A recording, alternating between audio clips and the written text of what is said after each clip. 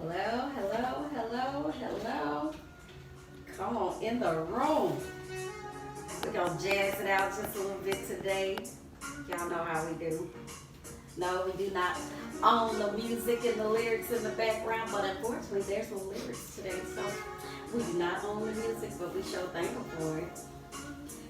Hello and welcome to another edition of HR 101. I am your host, Ada Brooks of Ada Brooks Consulting. I am excited to be here on today. Come on in the room. We're going to like, comment, tag, and share. Please. And of course, make sure you send in your questions to hr101.hb@gmail.com. I am excited about today, you guys. I am so excited. Okay. So we're going to mute that a little bit and we're going to go ahead and get started. I am just excited about what is going on. There's some great things taking place. We're going to do a recap from last week because as you all know, if you tuned in on last week, we had some do's and don'ts on interviewing. So just a recap on some of the do's. We want to make sure that when you go to pick up your application, please be dressed appropriately. Okay, that means business casual. If you don't have to be dressy, but business casual, ladies, slacks. I know it's warm, so if you can do a nice sundress, you don't want it to be too tatted up and out, so you may want to cover those just a little bit. A nice cute maxi dress, that would suffice. Men, some khakis and a short sleeve shirt would suffice. Make sure that button they're pulled up and you have on a nice belt. So the don'ts. If you gotta take your phone in, do not answer the phone in the middle of the person asking you questions. Simply because you are picking up an application and they may have questions for you, so you do not want to take a phone call in the middle of the conversation. Also, you want to make sure you're dressed appropriately as discussed. Also, be prepared to answer questions because they may ask you some questions concerning your background. You know, why did you leave the last job? Did you give a 2-week notice or did you just quit? Can you be able to explain your gaps in your job history? Because they're going to ask you that. They may also ask you, what would your last employer say about you? You know, have your references. And what we mean by references, you want to list the HR department. You also want to make sure that you answer your don't give them your supervisor's number, just give them the HR general number. Also, please make sure that you don't smell like your extracurricular activities. That's the best way I can put that. Do not smell like your extracurricular activities. You want to be fresh. You do not want to put yourself out there like that. Because then what that is going to do is going to cause them to say, oh, you look good on paper, but you smell. So don't give them that. So be mindful when going in and picking up your application, what you're portraying, because they're looking for someone who's going to be a good fit, who's going to represent the company well. And if they feel like they are smelling you prior to, that's not a good representation. So be mindful of that. Again, you want to make sure you are fresh. So I hope that kind of led up to some of the do's and don'ts of your interviewing, and just be prepared. Be prepared. Have your resume, cover letter even. You know, just in case they may ask, but we will definitely ask for a resume. So you always want to make sure that is on hand. You want to make sure that your contact information is accurate as well. You don't want an old phone number, because when they go to call you, and it's like, I can't reach this person because guess what? Your information is not accurate. Your number has changed. I have a question. We have a question. We do have a question. I've never personally done a cover letter for a resume. What would I put on a cover letter? Because usually on a resume, everything's at the top, like your name, email, contact information. So I don't know what the point in a cover letter is. Well, not all jobs ask for a cover letter. So depending on the job that you're going for, you gotta do a summary. You're gonna summarize. You're gonna introduce yourself and list your qualifications and why you think you would be a good fit for the company. Just a nice paragraph, and that's it. You don't have to make it a whole long one page. I don't have time to read a long page. So just a nice like an paragraph, an intro to who you are. Okay. You're letting them know you're interested in the position. You have a little bit of personality, and this is why I'm interested in the position. So you want to make it short and sweet, just enough to capture our attention and say, you know what, I think I want to call this person. And guess what? We'll call you. So that is what you want your cover letter to say. Your cover letter is to kind of summarize what your resume is, or to introduce your resume. If that makes sense. Okay. So I'm excited. Also, please be mindful after you get your interviews, because they make you a job offer, be prepared for your drug test to come next. Okay, that's going to be the next thing. And if you know you need to do some things before you take that drug test, you may want to prepare for that. You definitely want to prepare for that. So if you're currently looking for a position, go ahead and start making preparations for your drug test. So you won't take a drug test and fail a drug test, because then that company is going to make you wait a whole year before they will allow you to apply or hire you. Yes, ma'am. So what will be the cutoff time if someone is running late to decide not to interview them overall, versus saying, okay, they were such and such minutes late, we can go ahead with the interview process? Well, it's up to that interviewing manager. I myself, I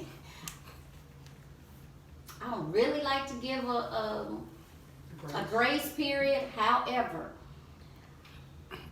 if I tell you your interview is at 10 o'clock in the morning, guess what? Traffic has already died down. There's no reason for you to be late at 10 o'clock in the morning. So for me, there really is not a grace period, because you had 10 o'clock in the morning, not 8 o'clock in the morning. Mm-hmm. Okay. But some people may say 5 minutes. Some may say 7. It just really depends, because if you can't make it to your interview on time, how you gonna make it to work on time? Right. And what I've been finding myself doing is allowing the person to schedule their own interview time. So if they are running late, this is on you.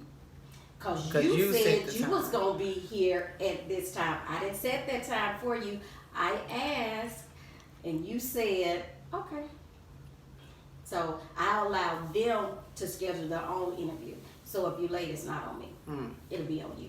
And oftentimes we will not reschedule. Right. Sometimes it's just really up to that particular hiring manager if they want to reschedule, because it will be a waste of time. I thought of you enough to go ahead and schedule the interview, or allow you to schedule the interview, and then you still show up late. To me, when you show up late, you do not respect yourself as well as the company enough, because oftentimes we know you're gonna probably get caught up in traffic. Got that. But that's why you're supposed to map out your time first. You're supposed to take 24 hours to map out your route, because you don't know if there's gonna be a detour. You don't want to leave the house too late because you don't know if you need to stop and get gas. You don't know if you're going to wake up with a flat tire. You want to make time for all of those things just in case. So therefore, if you make the necessary preparations, there's no reason for you to be late. Okay. So I hope that was able to answer your Understood. question. And there's a lot of young men going out now doing applications. But can you do a little touch up on that? Now, when you say young men going out, Making sure, we talked about the ladies, making sure they're dressed properly. So the men, the young guys that's going, so as far as the men, earlier I stated make sure that your pants are pulled up and there's no sagging. Because I don't want, if you come to your interview with your pants sagging, that's telling me when you put on your uniform, that's what you want to do. You want to sag, and that's not a good representation of the company, because now you represent the company, so therefore they want to know that you're going to come in presentable. So that means pulling your pants up, having a nice button-down shirt. I know it's hot, so you may want to have a polo, something that's comfortable. I'm not saying you got to have it buttoned all the way up to your neck and you got to have on shirt and tie, but presentable enough to say, I'm a good representation for this company. If you have dreads, and there's nothing wrong with dreads, you may want to pull them back and put them in a ball. So again, you look presentable. If you know that you have an interview coming up and you have your dreads and they need to be retwisted, then try to find a time to get them retwisted. Okay? You want to make sure you groom properly. You want to make sure you're shaved. If you are shaving, you want to make sure that your beard looks good. I know the beard thing is in. Again, depending on the company, they may ask you to shave, depending on the company and the look. If you know you're not willing to shave, do not apply for that position. Do not apply at that company, because you've already said that's not what I want to do. And it's okay if you don't want to do that. Just be mindful, if you apply with a company and they say this is our grooming policy, and they ask you, are you willing to shave? And you say yes, and when it come time to do that, then it's like, I don't want to. Well, why do I have to? Because that's what you said. So unless there's some medical reason as to why you can't, but then you have to be able to prove that as well. Unless there's a religious reason behind that, then you have to be able to prove that as well.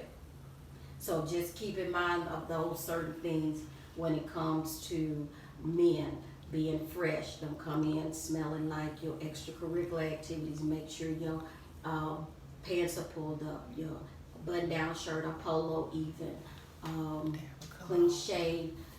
You don't have to necessarily, don't have on so much cologne that I smell your cologne before you get there. That's way too much, because an individual may be allergic. You just never know. So a little goes a long way. So kind of keep that in mind. Also, please keep your gum at home. Don't chew your gum. I know people get nervous. They tend to, while they're waiting on their interview, they start chewing gum. Well, guess what? You forget that you got your gum in your mouth, and when the interview starts, you chewing and talking. Cause I've done it a time or two. Can I have that? Can you spit that out? It's just hard to concentrate on the individual trying to talk and you got a mouthful of gum. It's just do the mint, and do the mint before the interview, before you walk back there. Do the mint. Also, when it comes to your phone, be mindful of your ringtones. Don't have your phone on ring. Make sure it's on vibrate, because Oh my God, I've heard some songs. So, just put it on vibrate. Once you get inside the interview, you may want to turn it off or do not disturb until after your interview. Because you want them to know that you're important. You're important enough, I respect your time, and you're important enough that I'm going to pay attention in this interview and not be concentrating on my phone ringing and here come the ringtone, oh my God, I'm sorry. You know, so those are just some of the tips you want to be mindful of while you're doing your interview. So, any other questions? Very good questions. I know there's more. We've all gone on countless interviews. Speaking of telephones, you see a lot of people on their phones nowadays. So is it frowned upon if you're in the waiting room and you're on your phone? Is it best to just even, leave your phone often in your purse or like in your pocket? Is it frowned upon basically to sit there on your phone the whole time that you're waiting for your interview to start? I would say it's not frowned upon, but if you're gonna have your phone while you're sitting there, do your research on that company if you have not done it already. Mm-hmm. Take advantage of that time, because don't slide into your interview at the last minute. Go ahead and show up at least 15, 20 minutes early and go ahead and do your research. That way you take time to breathe, try to get your nerves under control, go wash your hands, use the bathroom, what have you, then come, and if you're gonna be on your phone, kind of do a little silent prayer to yourself and research that company. And then be mindful, say 5 minutes before it's time, put your phone up and take some deep breath and be like, okay, I'm ready for this. So that's what I would do if I had my phone and having to do a research, waiting on my interview. That's what I would do, is make sure I'm making use of that time. So, any other questions? Those very good questions. One thing I noticed is that when individuals come for their interviews, again, you want to be early. Don't come in there 5 minutes before your interview because you don't have time to really get yourself together. It takes away, you don't have time to get your nerves together. So that's why we say 15, 20 minutes early, because it allows you to relax. Don't just jump out of the car. Take time to yourself, whatever it is that you have to do. You want to make sure you have enough copies of your resume, because the person that you're interviewing with, he or she may lose your resume or forget it and leave it in the office. So if you have 2 or 3 copies, guess what? I'm prepared. Here you go.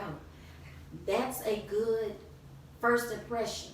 You're on time. You have extra copies of your resume. You have a pen. Have your questions prepared, because we're going to ask you, do you have any questions? And most people be like, no. Have at least 3. That's all. At least 3. And I would say, what is the expectation of the person coming into this position within the first 90 days? Question number 1. Question 2, how long has the position been available? Question number 3, what is the atmosphere or the environment like amongst the team or the culture of the company? Just in case they don't say that. Those 3 questions. Do not ask about pay. Do not, because to us it just tells us, oh, you just want a job because you want to get paid. You just need some money. And then once you get your first 2 checks or maybe your third one, you out. So you want to be mindful of that. Do not ask about pay. Okay? You want to ask them, if they don't tell you about the attire, you want to ask about the attire. If they don't tell you about the hours, you want to ask about the hours. That's important as well. Training. training. They may or may not tell you about the training, but you want to ask about the training because some people may need more time to train than others. Also, please be mindful when they ask you in an interview to tell me a little bit about yourself. Don't tell me your name and don't tell me how old you are. I need you to do a recap of your resume. Okay? Your education, your experience. The 2 E's, and there's a third one. And why did I just go blank? But I did. I'm here when we go through this too. But you have your education, you have your experience. You always want to close it out with a family-oriented person. You know, that way you're not giving too much information about yourself.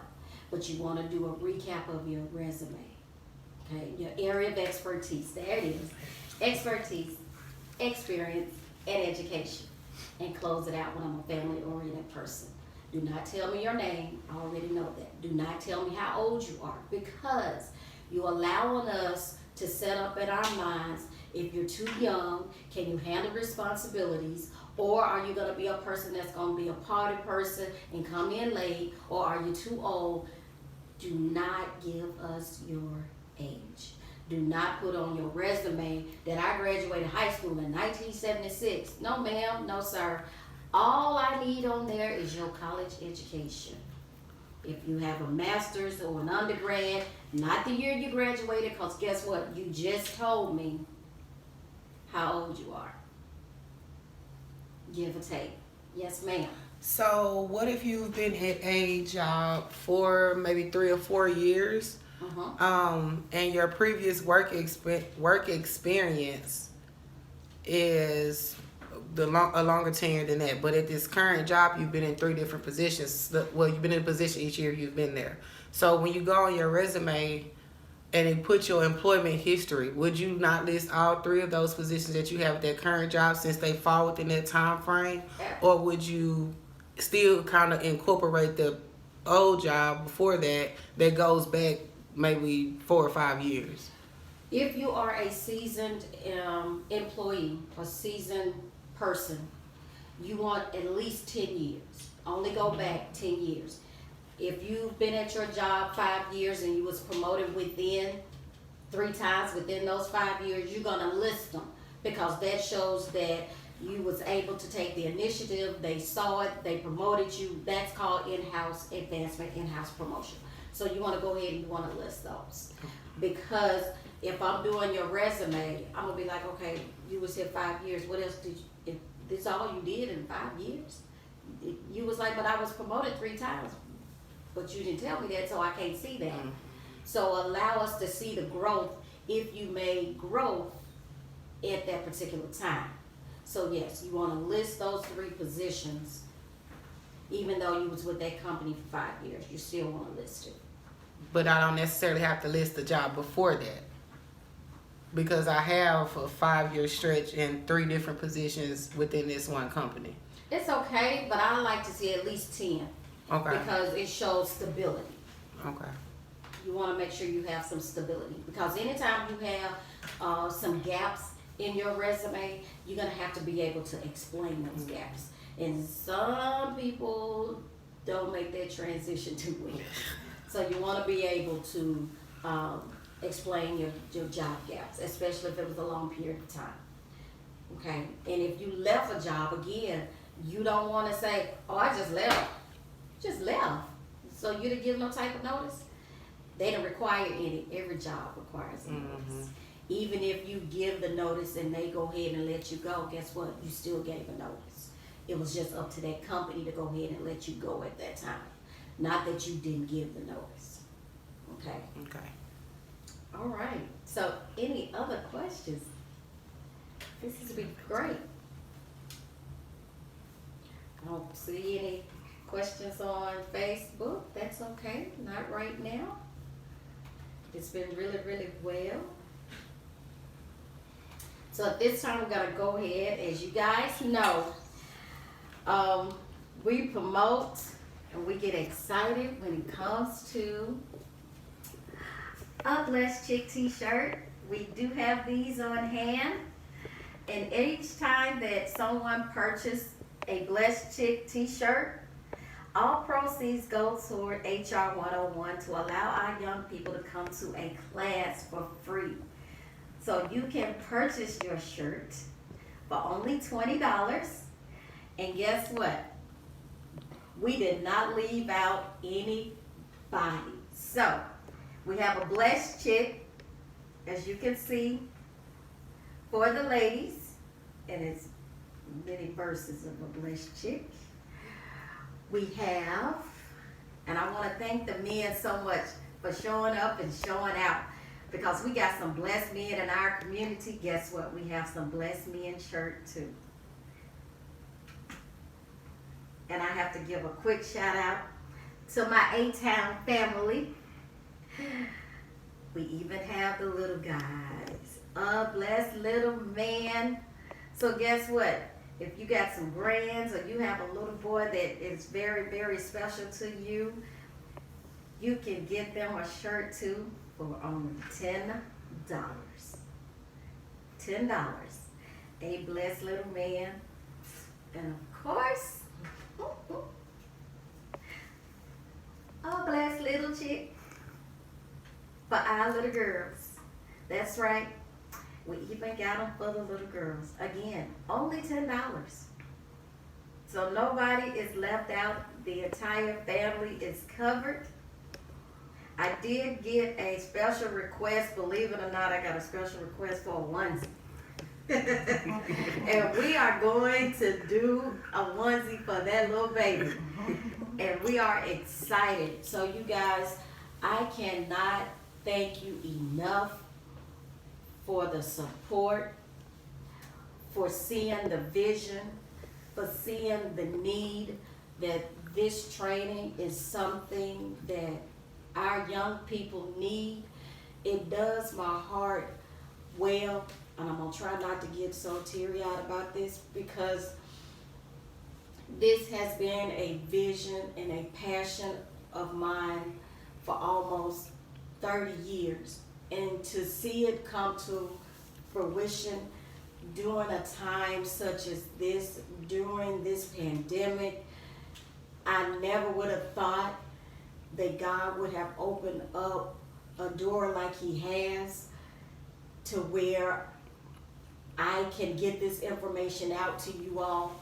So as quickly as we get a class together, we will be practicing the social distancing. I know everybody is concerned about that. But you guys, the class is on its way. We'll probably do about 10 students just to make sure we stay within the social distancing guidelines. But I am ever so thankful, and for the support of my family. And you know, last week I sent them a text to kind of let them know, because when one go up, we all go up, because we support each other regardless of the positions that we all play. We are that united front when it comes to HR 101 and Ada Brooks Consultant. I have some people that pushes me to my limits with this, and I am excited. Also, I would be remiss if I didn't say, on behalf of my own pastor and first lady and my ACIDI church who supports me in doing this, you can also get this training through ACIDI. So if you want additional information, you can call the church at 501-661-4618, or my pastors, Dr. Ellie Braggs and President Dolores J. Braggs, and my co-pastor is the one and only Lakeisha Braggs. So I am excited about them and their support as well. So at this time, that's all I have. I'm wrapping this up. I am excited. I thank you all for joining us on tonight for this edition of Ada Brooks Consultant HR 101. Until next week, I'll see you all. Have a good evening. Contact information.